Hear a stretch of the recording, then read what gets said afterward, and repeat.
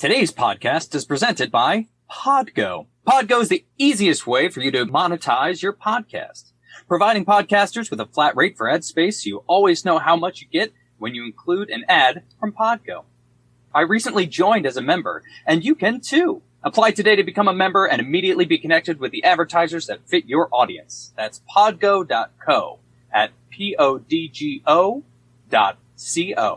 And please put unprofessional development in the "How did you hear about Podgo?"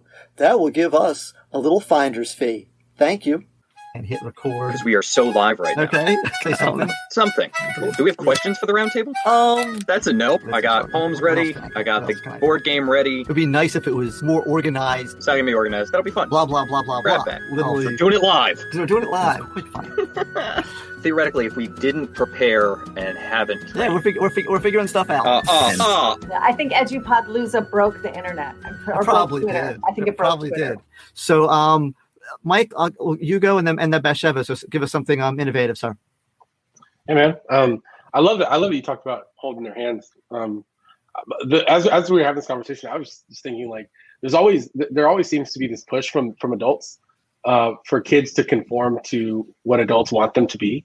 And I think what the discomfort that I'm seeing from a lot of educators is that now, because kids are in their living room, and because there has been this like sizable gap between the time that they've been with teachers, you're seeing some students actually just straight up exercise autonomy that they have not felt the freedom to do. And so they're not in the practice of submitting to authority in the same way. And that I actually really like. I think it's awesome. And so I'm teachers. Yeah. No, period. That's the other thing, man. I have something to say about that, but go ahead. I'm so with that. Yeah. I'm just like, I'm the provocateur in the room. Like I broke all the rules, even some of the ones that I created when I was a teacher. I was like flooding out hallways. And it was because I remember being a student who I just couldn't get it right behavior wise. Right. And then I had this moment of realization when I was in high school that there is no right for me. It's what's right for my classmates is not the same for me. And I had, for the first time, teachers that were like, yeah, you can say that. All right, you can do that. And it was the first time that I felt at home in school. And so I don't know. But the innovation that works for me, and I'll talk about remote learning too. So I am outside of the classroom now, and that view from outside of the classroom has been really nice. And it's been really helpful. I still get to work with students. We run a youth fellowship, and I run all these wacky projects that I pull students into because they're to improve education. To try to fix education without students is futile. It's just stupid and doesn't make sense. So I love still getting to work with students. But before I left the classroom, we built what I believe to be an extremely successful remote learning program. A lot of teachers can't do anything about this because the districts are mandating this. But like our school didn't have lecture to begin with. And because of that, when we transitioned to virtual, it was much easier. We also, I'm going to tell everybody that we were really smart, but we weren't. We just did this because we thought it was cool. We started building a virtual learning program in September of 2019. It was like, we didn't know the pandemic was coming. We were just like, wouldn't it be dope if somebody got sick? I don't know, man. You might have manifested it, bro. You might have manifested it. I've read the secret. Yes. I'm going to tell my kids. Right. Well, the reason why we didn't say anything is because we were like, we don't want to be those people that are like, hey, we have this figured out. But we also don't want to be the people where the conspiracy theorists are like, well, since y'all over here messing with stuff. So we literally played the game Pandemic 3 weeks before the shutdown. My God. So I feel like great board game. I feel like it falls on Tudor Nation's shoulders. I keep interrupting you, Mike. I apologize. It's all good. I'm gonna tell now. That's a good interruption because I'm gonna tell people it was you. So the cool thing about the program that we ran was that like we already had all these pieces in place where students didn't have to be in front of a teacher to engage and to sort of we had systems built that were built by students that just worked for them. And I'm talking K through 12. So like it was extremely successful, but we had like a Jeopardy board that was built on Airtable of all of these different challenges, projects, and things like that. Like I built our public speaking vertical. We had a public speaking app that gave them automatic feedback. It's called Ori. If you have not used it, Ryan, you should use it. I'll connect you with the founder. Ori's dope. Hold on, so far your apps are Ori and Yep. I have He's about from a vowel. He's from Onomatopoeia University. It sounds like he knows that if you accidentally turn on voice command, like on your phone, they'll automatically download, and that's good Nice. for Right. See, I'm opening my third eye, Mike. I'm opening my third eye. I see you. I see what you're doing. Yeah. No, but I mean, in the types of schools that I build and that I work at, we use about 200 different apps, and because it's app-based learning, that was already their digital medium. It was already their like native home. So when we hit the button for remote learning, we actually had a lot of students that were like, I don't want to go back to being in person because I prefer this. Like, I'm much more productive this way. So it's really interesting. But the thing that I really learned that I think that I've been doing for my whole education career that I will talk about that's most innovative is the thing that sounds most simple, and it's actually like fighting to make learning real. And I mean the most real. I got tired of, as a teacher, saying, imagine this. And at that point, I was like, nah.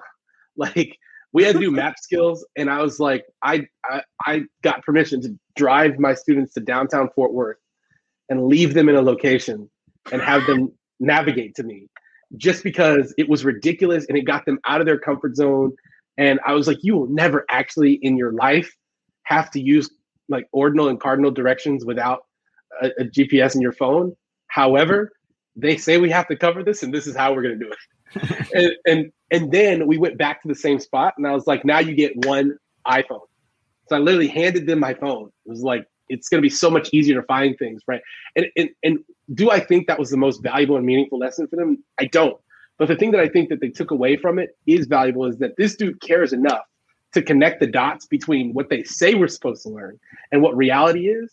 And it got me buy-in, right? Like they would do anything for me, And so when we studied food around the world, we ended up building a service project where we engaged Whole Foods and got them to give free salad bars to the school for lunch because they hated their lunch food. Right. And so you have these sixth graders that are like fighting for salad bars. Like, we're showing up at the superintendent's office and they're like, we should just kick in the door. But I fought to make learning real and take it physically outside of the classroom.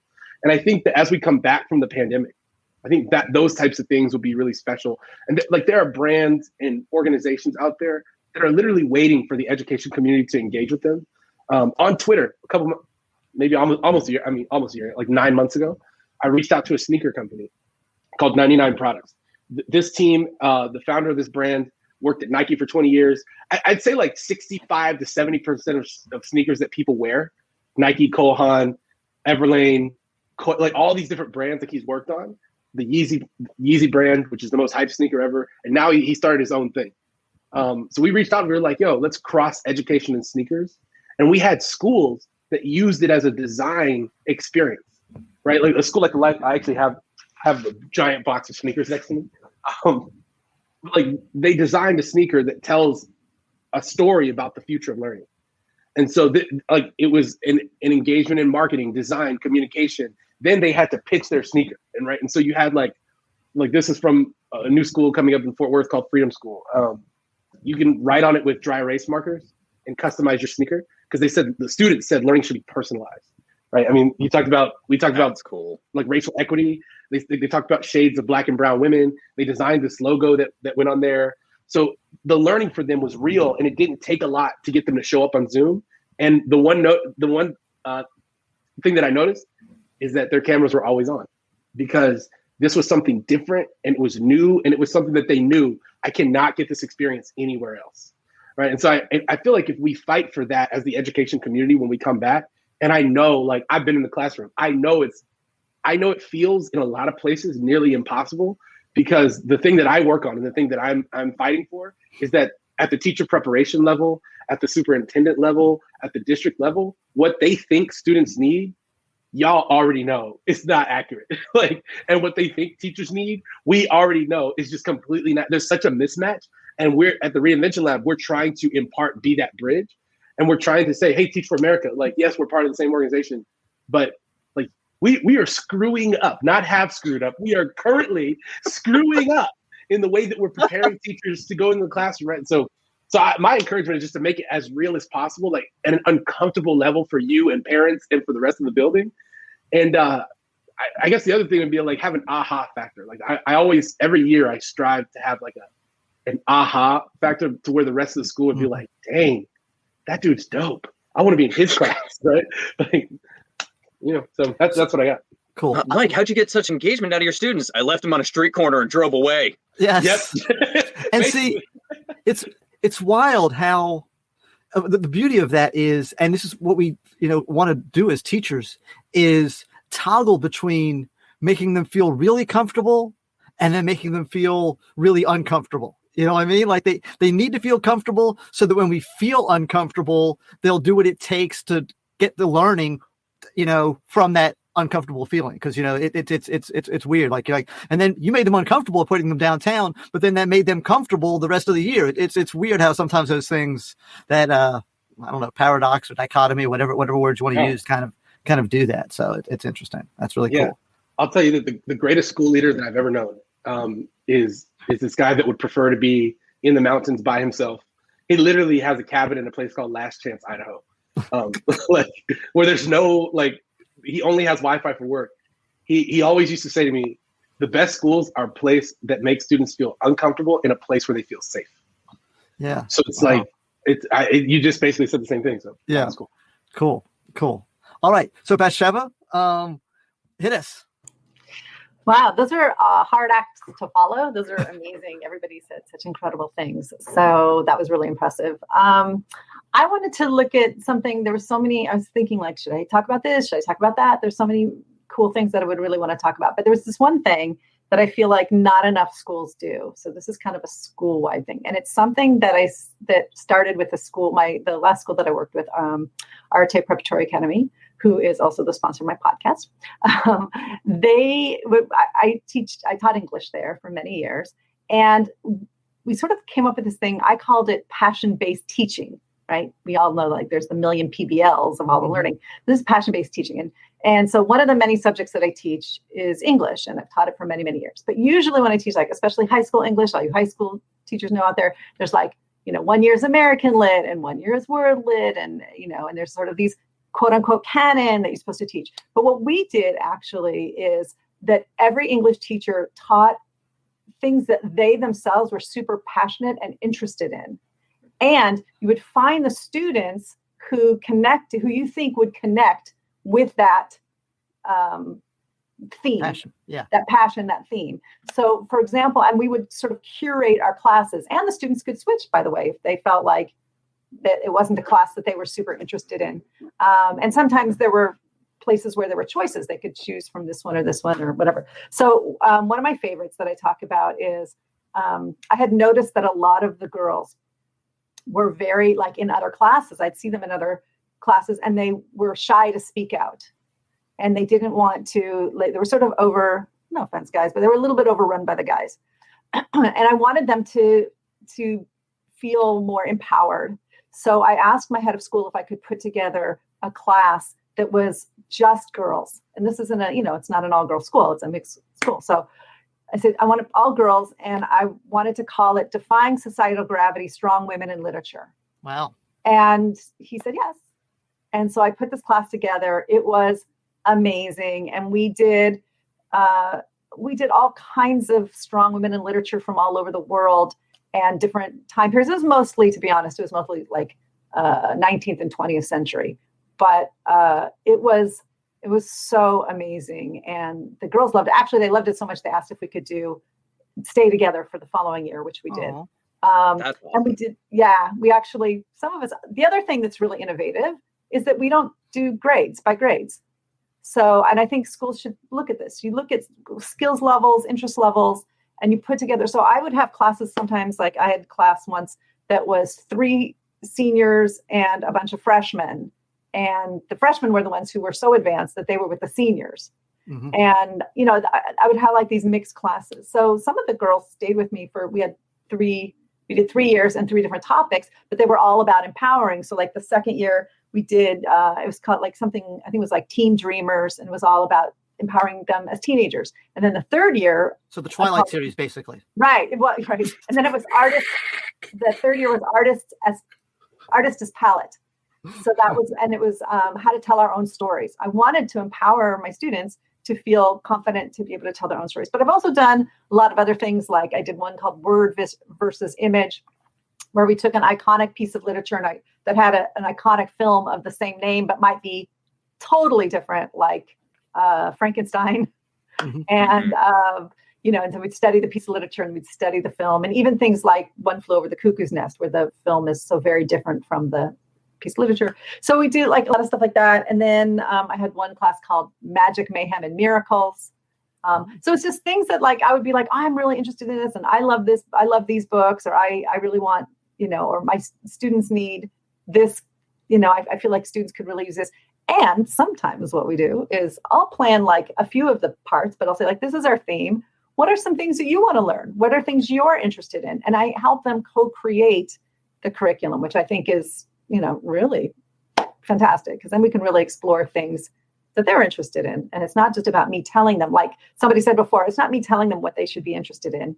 It's them saying, this is what I'm interested in. Can we study that? So that was kind of one of the things that I thought. The other thing I would just mention really quickly is, since I also teach history sometimes, is I developed a game called Battle of the Big Ideas for history. Ooh. And it's just a way of looking at the bigger ideas in history and really following them through these big themes and isms and so forth, that you can kind of follow through pieces, parts of history, and it gamifies it, and it's really cool. So that's the other innovation. If anybody wants to know more about that, I'm so happy to share it. That's it. I know you do a lot with gamification, and I want to do more with gamification in my classroom. I want to say there's a little bit of gamification is a tricky term.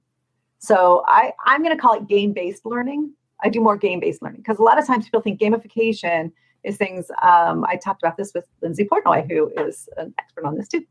And gamification is sort of like, we're going to level you up, or you're going to get badges, or you're going to get this prize if you do this thing or whatever. But game-based learning is really like using game engines, and it can have a competitiveness to it. It can have there's all kinds of things that it's more like game-based learning, I think, is what I do. And I would love to help you. Just go anything you want. I'm there. Awesome. It's the Overthrowing Education Podcast, and I'm your host, Batsheva Frankel. We all know that great education should be engaging and inspiring, and Overthrowing Education aims to be just that as well. Every episode starts with a fomercial. It's a commercial parody for fake educational products we wish were real, followed by a discussion with passionate educators making a difference. While most discussions are playful, even within our serious and informative chats, the real fun comes when I make my guests play the 5-minute game show at the end of the interview. Each game show is written especially for that episode's topic and guests. Every episode provides practical ideas and tools as well as food for thought. So join me as we overthrow education.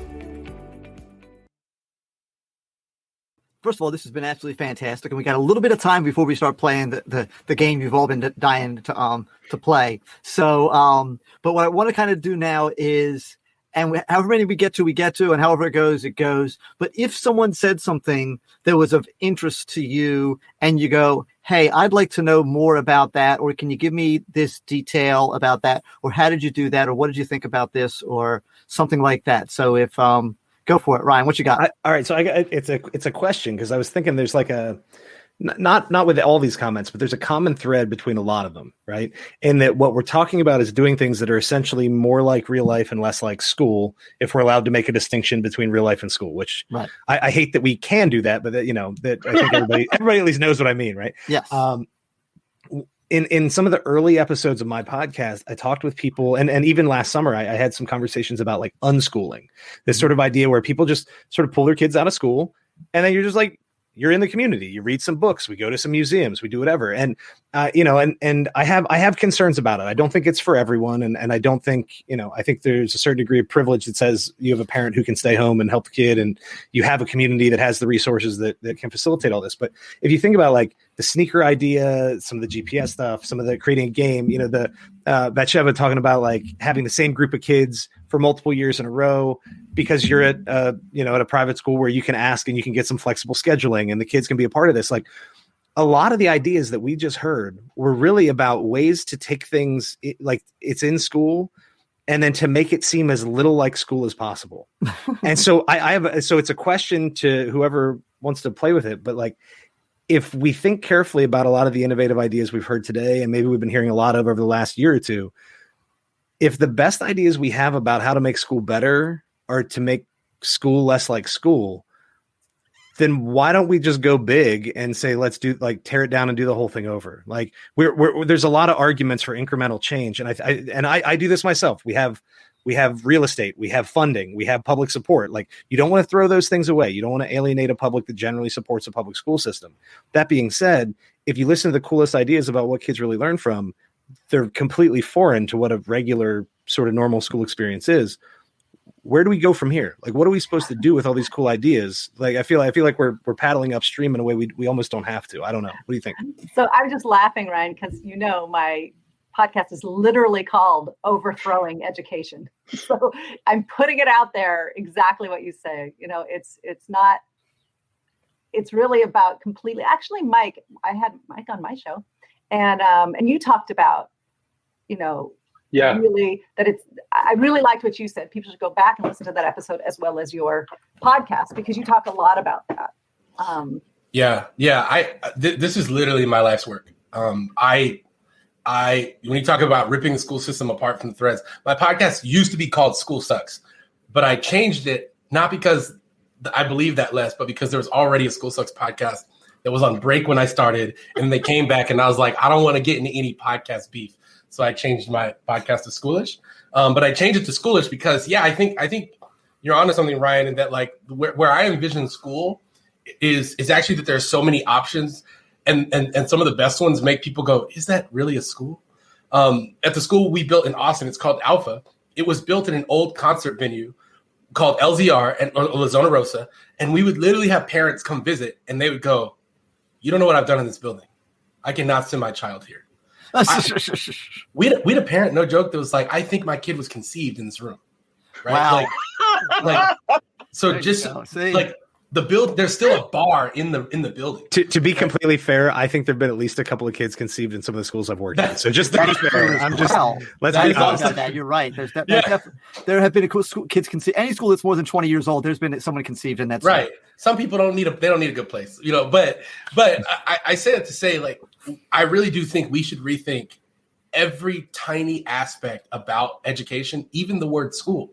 Right. When we built the school in Austin, we called it Alpha and not Alpha Academy or Alpha School for a reason, because we wanted, when students showed up or when they talked about it with their friends, we wanted them to think like, this is something other than what you know to be a school. Yeah. And the last thing I'll say is I think a lot of people, when you start talking about innovation, the public school system has done a really good job of training the general public to believe that the system is needed as is. And I actually I deeply believe in public school. I believe in free education. Public school changed my life. I went to public school from K to 12. I didn't have an option. My mom was a single mother, and she was a single mother on a teacher's salary.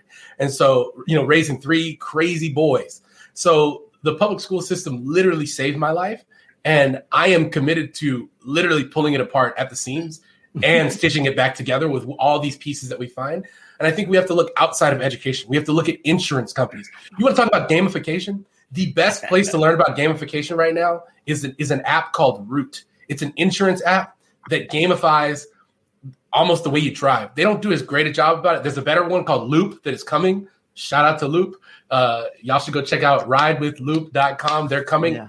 And just need to change it to OOP. We just want to make it OOP because we just stick with the theme. Get rid of that now. Just OOP. Right. Okay. I think that's also another. But Loop's gamification is going to be dope because I'm going to be working with it. But anyway, I think you're right, Ryan, that we do have to pull the system apart. But the one thing I'll say is that some of these options are not necessarily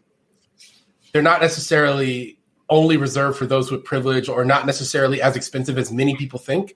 And there are also just some sacrifices. Like my wife and I are very transparent about this. We homeschool and we do as close to what unschooling is. Like we're using apps for everything, and everything is taught through, asking questions, discussion, designing projects, all of that. And apps, mainly, it's not necessarily because we think that's the best. We do think it's the best, but it's also because like neither one of us wants to do the teaching. I'm like, look, I do this all day. I'm not trying to go downstairs and talk to y'all about. My wife is like, I'm not trying to. But I will say, like, we're very open about this. We were on welfare at one point because that was the choice we made, right? Like I changed the trajectory of my career as a sacrifice so that I could school that way. And I know that not everybody's willing to do that. And I know that we're blessed in ways that even allow that to be possible for us. But as long as there is breath in my lungs, I will be trying to build those solutions, those hybrid solutions, those school solutions, so that there is a neighborhood place. Like we're working with. We're trying to work in Washington, D.C., Ward 6, 7, and 8, trying to build a McDonald's-sized virtual learning hub every square mile of that 33 square mile radius so that you can walk and plug into a community of learners anywhere you go, simply because the charter schools, they just ain't cutting it over there, right? So I think there's a lot of wacky solutions. My call to action is not actually with any of us. It is to these – I was ranting about this the other day, and this is the last thing I'm going to say. I keep seeing these big entrepreneurs and businessmen say things like the K through 12 system sucks. And I'm like, yeah, you're so correct. Really appreciate it. Now, where's the check? Gary Vaynerchuk, like Gary V, Mark Cuban, you keep saying that's real. That's real. Yeah, right. That's like, real. Where's the money? You know, because they haven't. Yeah. And I want to throw something out. Like, and I think, Ryan, thank you so much for that point. I think one of the things that doesn't get called out enough when we start talking about an abolition, because what we were all talking about is an abolitionist perspective on education. And there's a whole lot of folks who are way smarter than me who are doing this work. So if you haven't read Dr. Bettina L. Love, if you haven't followed and supported the Abolitionist Teaching Network, if you haven't looked at the work of Quetzal Education, like there are Black and brown women-led organizations who are having these conversations, right? And who have these kinds of visions. And so what we're really talking about, and I just pulled up a tweet from my friend Marilyn Zuniga. She says, a school is a school is a school. All my years working in different school contexts, I've realized the truth. A school with a social justice vision and mission is still a school. U.S. schooling is a colonial project, and it must be abolished. So what we're talking about when we talk about U.S. American education is we're talking about white supremacist settler colonialism. That is what this is an outgrowth of. That is why it was developed. And so when we start talking about abolishing this, then we're actually talking about something real, right? And you know, I have a secondary podcast kind of project that I'm working on called Habitually Disruptive, and the idea is that you can't. It's very difficult to just burn things down, right? The public education system has been with us in this form for over a century. It's very resistant to our anger and our feelings, right? Yeah. So what you have to do is find the little places to disrupt. And I would also point people to the work at the Escuela Verde. My friend Zainab used to be on the leadership group there. And Escuela Verde they're in Milwaukee. This school is everything that y'all talk about. So Mike, when you're talking about the partnerships with the community and businesses, when we talk about doing something real, when we talk about something that is a direct challenge to the white supremacist industrial capitalist like reason for education, I mean, that school is really doing it. But yeah, I'm with it. And so it's like looking for the disruptions, and you know, and that might have a cost to it. And Mike, I'm glad you pointed that out. And Ryan, thank you for posing that question, because I do think that in my work, and I'm not successful at it every day, in my work, I'm looking for ways that my actions can eventually lead to the collapse of the education system as we know it. Yeah. I was going to say that the thing that Ryan, that it hit me, and it's not the first time it's hit me, but schools, they are very, very similar to prisons, and they're very, very similar to the military. It's just so institutional, even when it comes to the way that they're built, when it comes to the food that they serve. I mean, school is prison, right? That's a different conversation. I know, but there's so many similarities that there really are, you know, very, very, very similar. And so that's what I was going to see. And I don't know how, and no one, I don't know. It's tough. Like Gerardo said, I think that it's good to do it from both ends, where what we can do from the inside and change things in our individual classrooms or in our individual district or in our individual department, whatever your ability to affect change is. It might be just inside your classroom. You might be able to affect your whole school. You might be able to affect your whole district, but we can do that simultaneously while other people are, you know, working from the outside in. And I think that it takes both of those things doing that, so that when it gets torn apart, we'll be there to, if we're not the terror aparters, we'll be there to stitch it back together. You know what I mean? And we'll be prepared to go, hey, guess what? This is how you wanted it. Well, I've already been doing that for like 5 years, 10 years, whatever it is. So thank you for like tearing down this wall. So now I can do what I was doing out in the open. My greatest educator was hip hop. And so the thing that I think about is, am I an industry artist or am I an artist in the industry? You know, and, you know, so that's the, and, you know, I'm both on different days, like, you know, depending on what it is, because again, disruption is not something that is easy. It's not something that we do perfectly all the time. Sometimes we are tools of the system. The system's really strong like that, you know? Yeah. And that actually reminds me, when you use that analogy. And by the way, at some point, Gerardo, I need you to make like a playlist for me, because I'm like, I haven't gotten past Run DMC, so I know there's other people that made hip hop after Run DMC. But, yeah, probably at least 2 people. Which one is Run and which one is DMC? My name's McDaniel's, not McDonald's. The Ryan's Hotels, but the burgers are Ronald's. But anyway, that's all I know. Oh. Thank you. But what I was going to say is there are actors that they go, one for the studio, one for me, one for the studio, one for me. And sometimes as teachers, we have to do that. Here's a lesson for the establishment. Here's a lesson for me and the kids. And sometimes we have to find that balance so that we can, you know, I'm going to teach the standard today. Tomorrow, I'm going to teach what I think we should teach, you know, and kind of, you know, and sometimes you can blend those, and sometimes you can do what Mike was talking about and do that. But sometimes you have to kind of go, okay, today I'm going to do something for you. Tomorrow we're going to do something for us. You know, we brought in hip hop. Sorry, this is my last thing. So the roots, like in Questlove's book, Mo Meta Blues, he talks about how he and Black Thought will have these collaborations where they're like, okay, this album is going to be commercially successful, right? Some booty shaking, some like dance music, right? But then this album is going to be the real work, and so that's a really interesting Nicolas thing. Cage strategy. Yes. Kind of, yeah. I mean, it's why the roots are on Jimmy Fallon. I'm still mad about like them being referred to as Jimmy Fallon's house band. I was ready to throw things this morning. Me too. Oh my gosh, me too. It makes there's only there's only slight connotations to the word house, right? There's only yeah. Jimmy Fallon is the Roots halftime entertainment. Exactly. He's their opening act. You are the filler between when we get to play. You're welcome, Jimmy. That's right. Yeah. All right.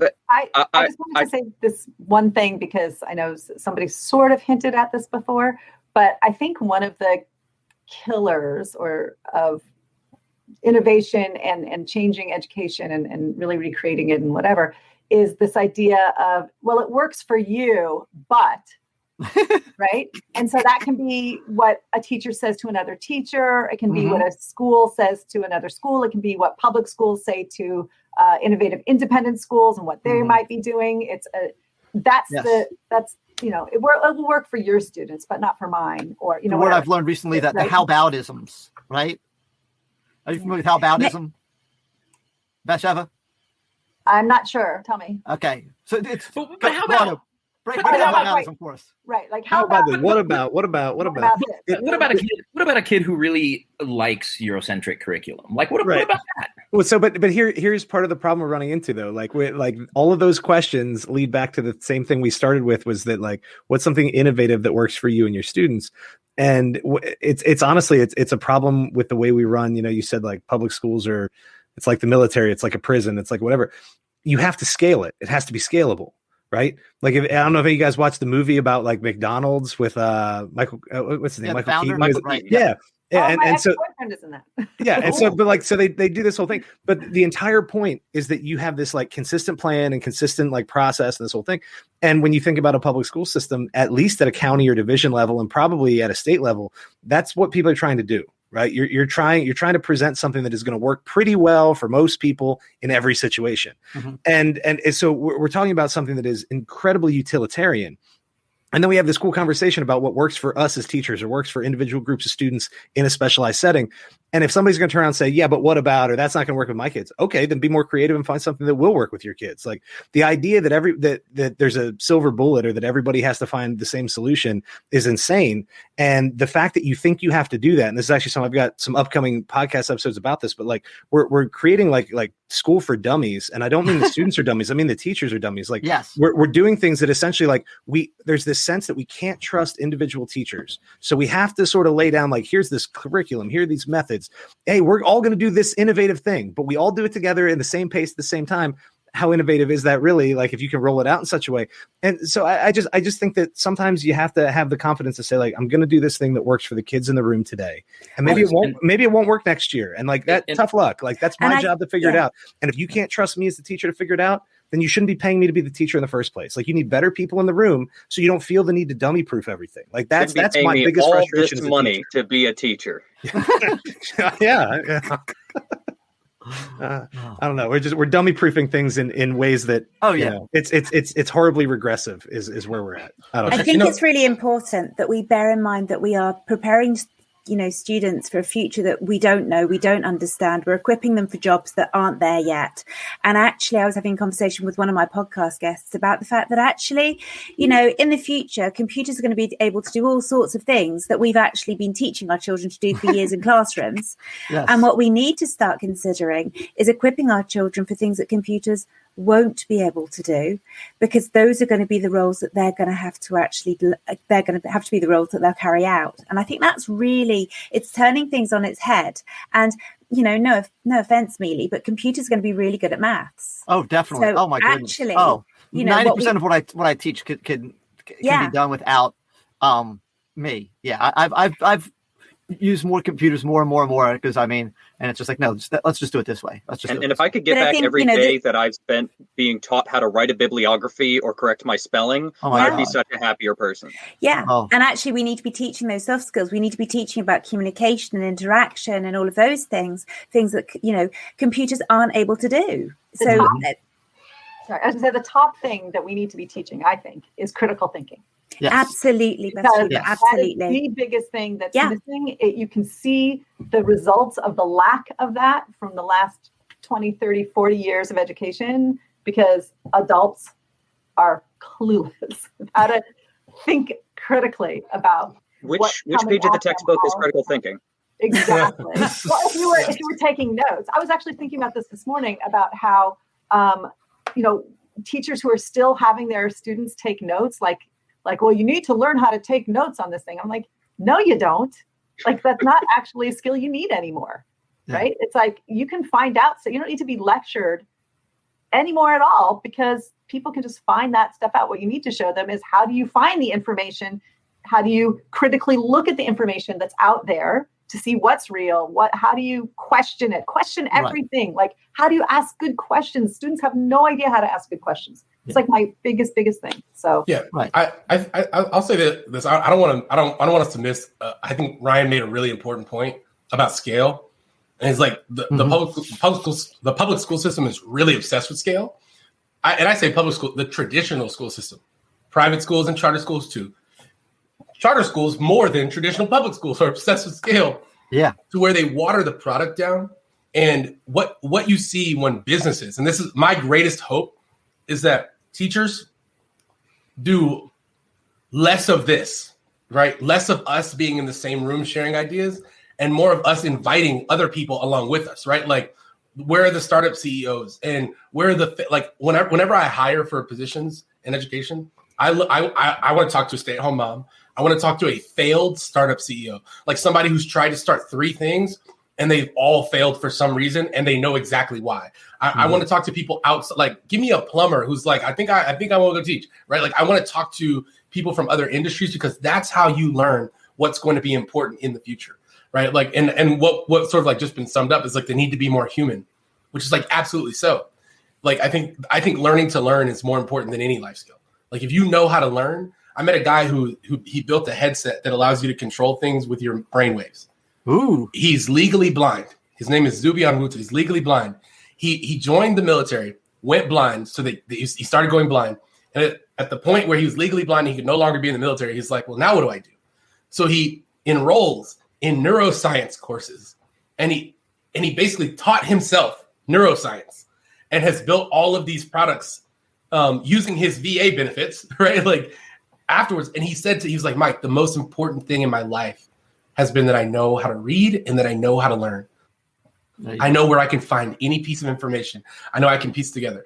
But I think the point that I want to make that, by the way, I think that's the next Avenger origin story. Just basically, basically, if he starts working at like Raytheon Technologies, he's going to be the next Iron Man.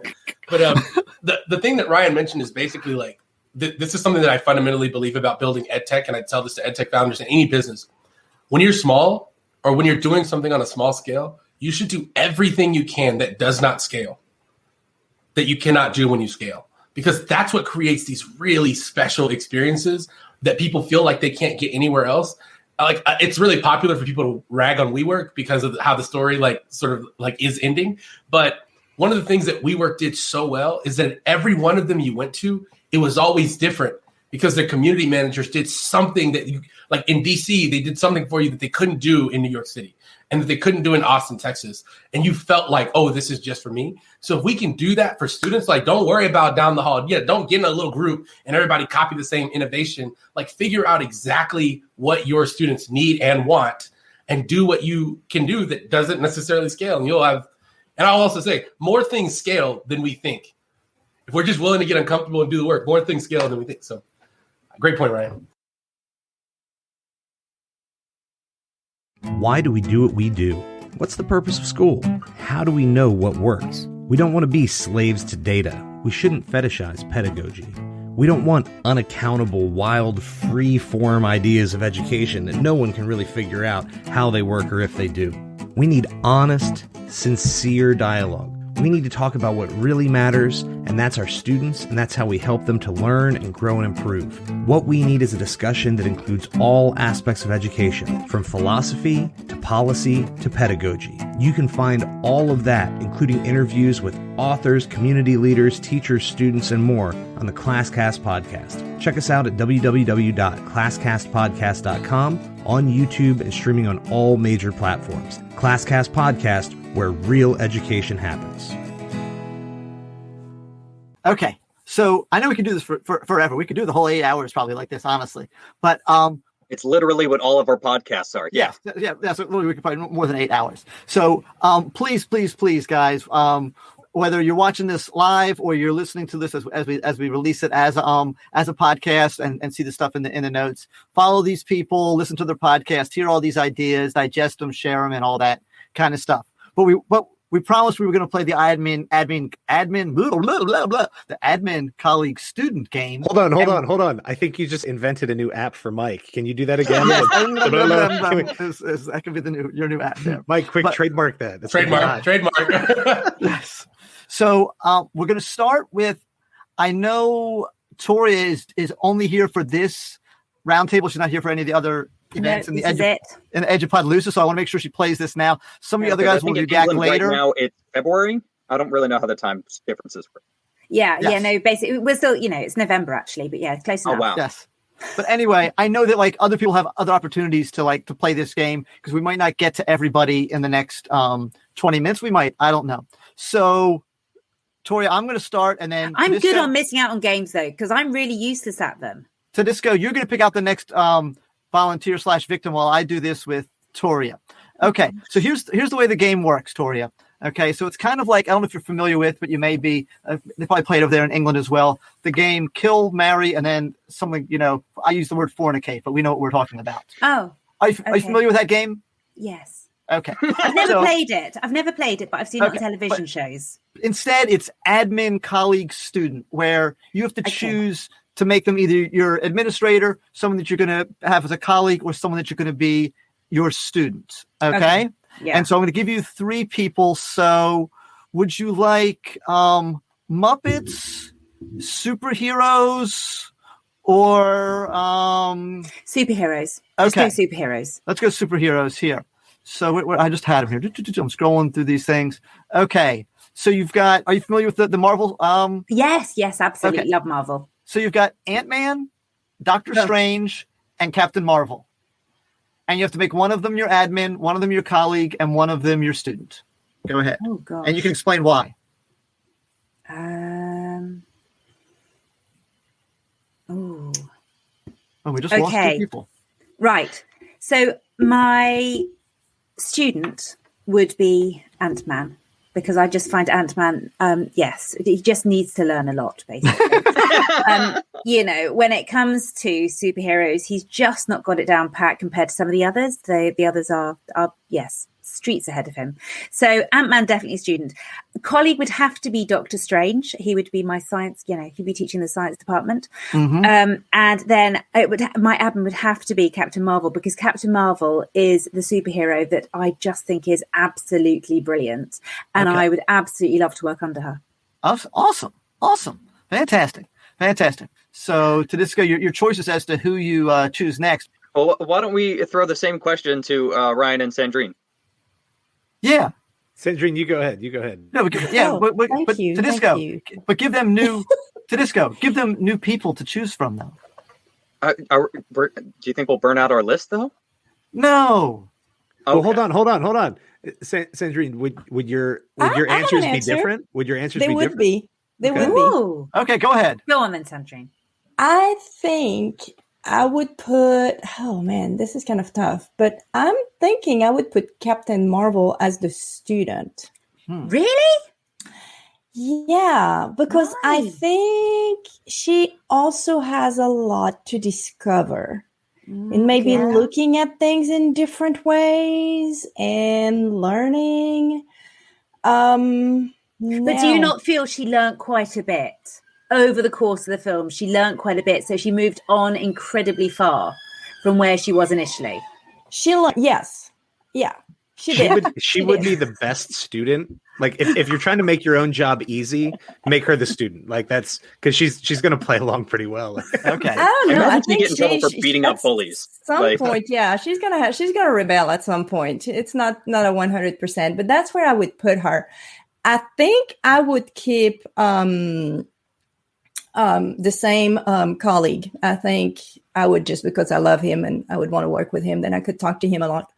And I'd put Ant-Man as the admin because he's crazy enough that he will go with any crazy idea that we have. And so anything innovate, that's kind of where I'm going, really. It all revolves around him. I'm putting him as admin because any crazy idea I want to go and try, he'd be like, what the hell? Sure, let's do it. Let's see what happens. It's good. Honestly, the only one that I'm completely set on is that Dr. Strange has to be the colleague, because he would be the most impossible student, right? Because he's always going to know better than you. And he'd be a terrible admin because he also always knows better than you. Oh, his observations be brutal. So like he has to be the coworker where I can just be like, all right, cool, man, go in your room and do your thing. You can't put him in either of the other places because he's insufferable in either one of those roles. We could argue about flipping the other two. But no one wants Dr. Strange because they wouldn't want to be there. Unless they really like him, and then they'll love being there. Like that's a love or hate. I'm just saying, like, I don't want that guy telling me how to do my job.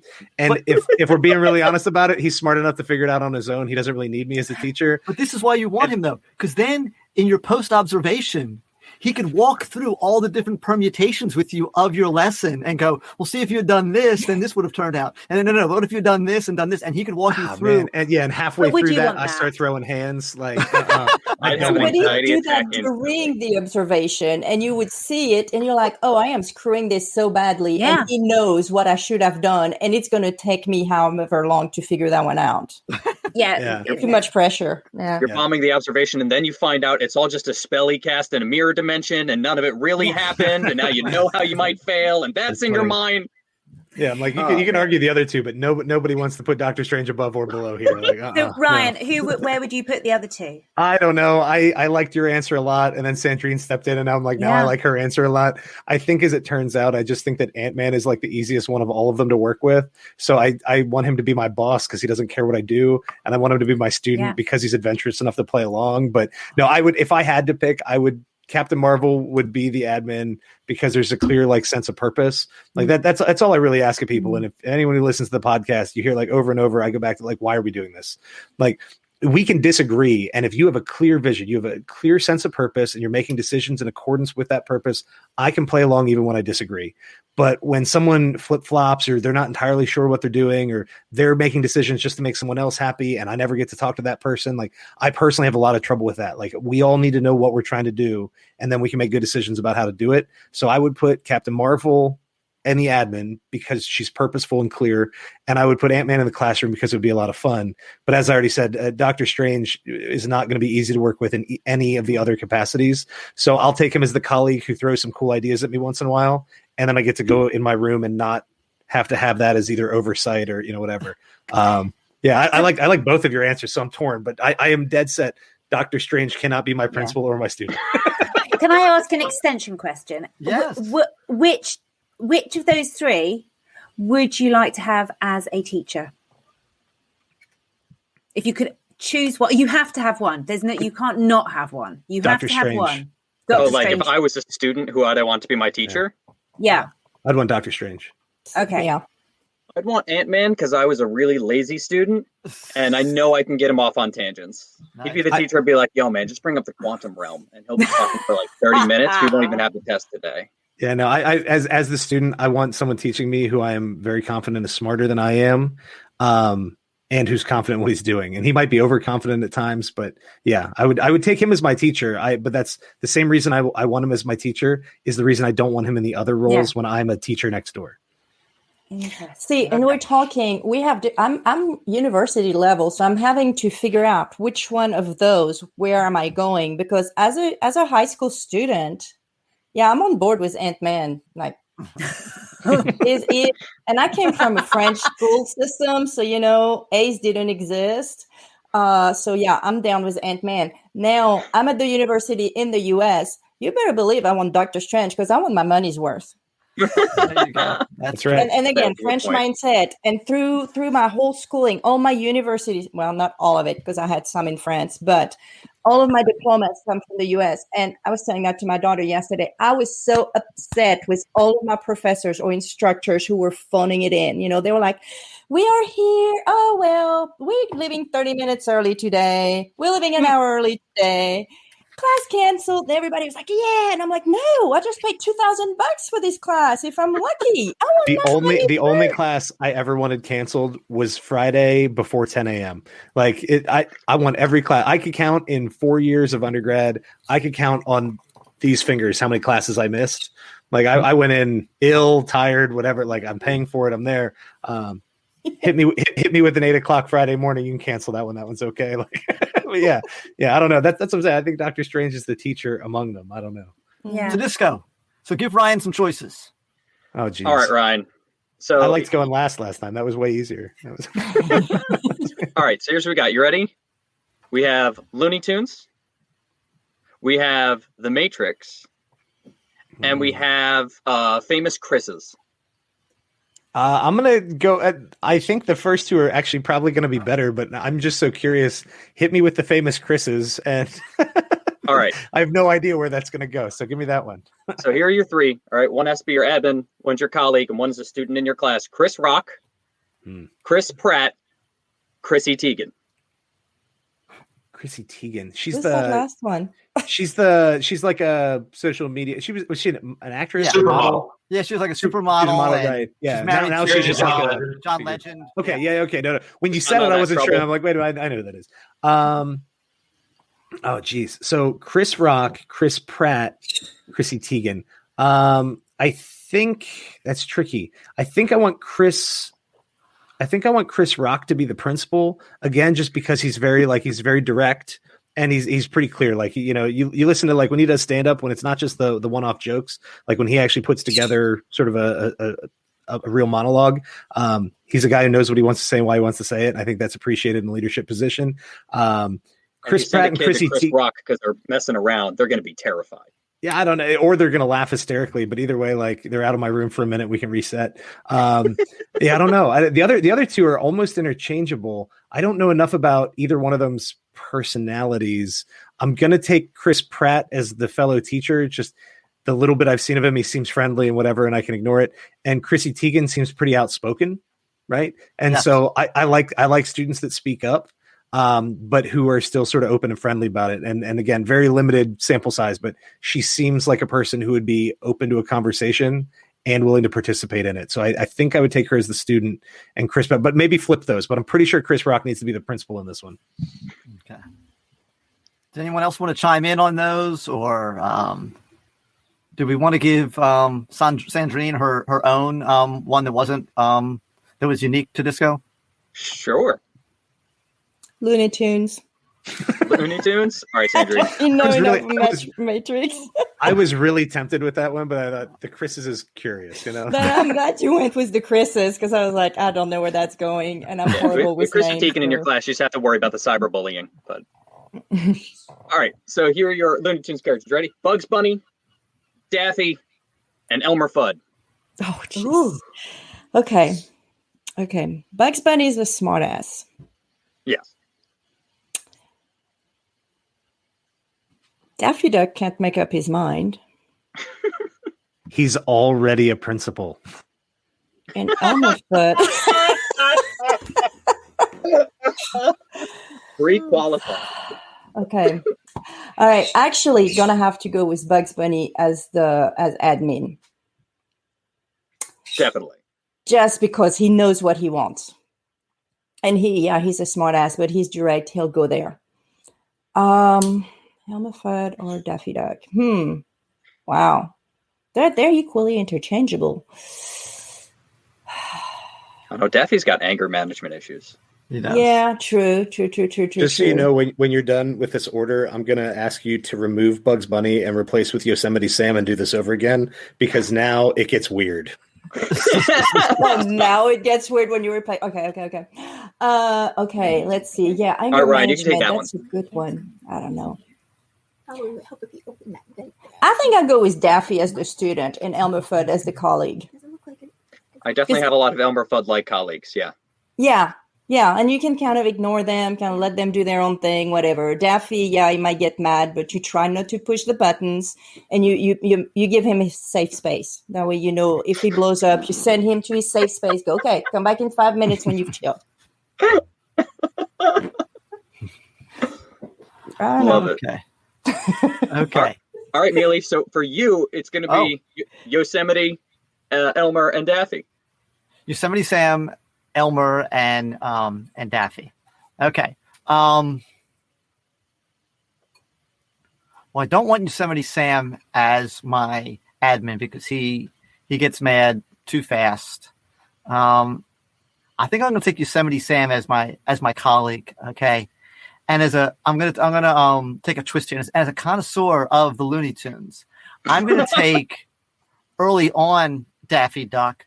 Before he dealt with bugs, he was kind of like a much sillier duck that would basically bother Porky Pig a lot. There's a lot of the same dynamic between him and Porky Pig that you saw between Bugs and Elmer Fudd. So I want that Daffy Duck, the one that runs around and sings and draws mustaches on everything and all that. I want him as my admin because I want insane admin. I've never had truly like off the wall admin, and I'd like just to see how that goes. So that'll leave me as Elmer Fudd as my student, and that's okay because Elmer Fudd he tries. He really tries. He has good intentions. He's not the brightest bulb in the thing, but I think if you give Elmer love and attention, that he will be what you need as show some growth. Yeah, I mean obviously we got to get the gun away from him because we don't want Elmer Fudd with that. So once we've got that issue gone, and honestly, as long as Elmer isn't in a class with bugs, I think he will be fine. It's mostly bugs. He does not handle bullying very well. No. Isn't that most classes though, right? Like, you could take your most problematic student, and if you could switch one other kid in the room, that kid is less problematic. Like it's almost always a pairing issue. Like this kid's weird, but he's not bad until this kid's here. So like, if I could keep Bugs and whoever apart. Just make sure Elmer Fudd knows at the end of the year that it's testing season, not summer. Thank you, and stay unprofessional. Stay unprofessional. Stay unprofessional.